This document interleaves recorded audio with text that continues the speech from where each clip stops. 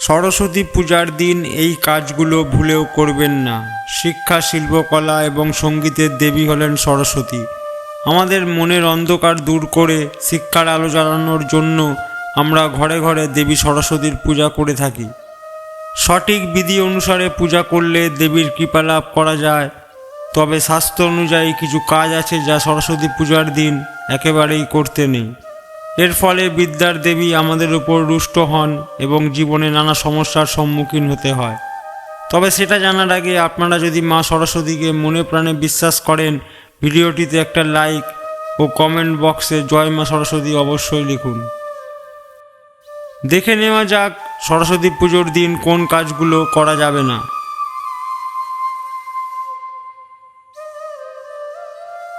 সরস্বতী পূজার দিন কোনোভাবেই ফসল কাটা উচিত নয় বা বাড়ির কোনো গাছ কাটাও উচিত নয়।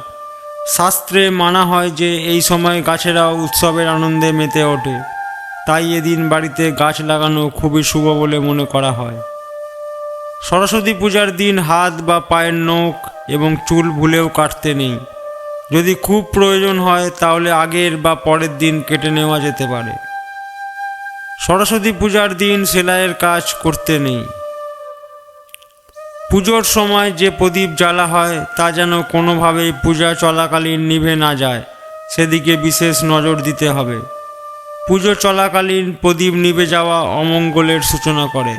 এই দিন কোনোভাবেই কাউকে কুকথা বলা যাবে না, কারণ এই পুজোর সময় দেবী সরস্বতী আমাদের জিহ্বায় অবস্থান করেন, তাই কাউকেই কুকথা বলতে নেই। এছাড়া এই দিন ক্রোধ সংবরণ করতে হয়। সরস্বতী পূজার দিন হলুদ বা সাদা বস্ত্র পরিধান করতে হয়, অন্য রঙের বস্ত্র পরিধান করতে নেই। বন্ধুরা, আমার দেওয়া তথ্য দিয়ে আপনারা যদি উপকৃত হন তাহলে ভিডিওটি বন্ধুদের সাথে শেয়ার করতে ভুলবেন না। ধন্যবাদ, ভালো থাকবেন।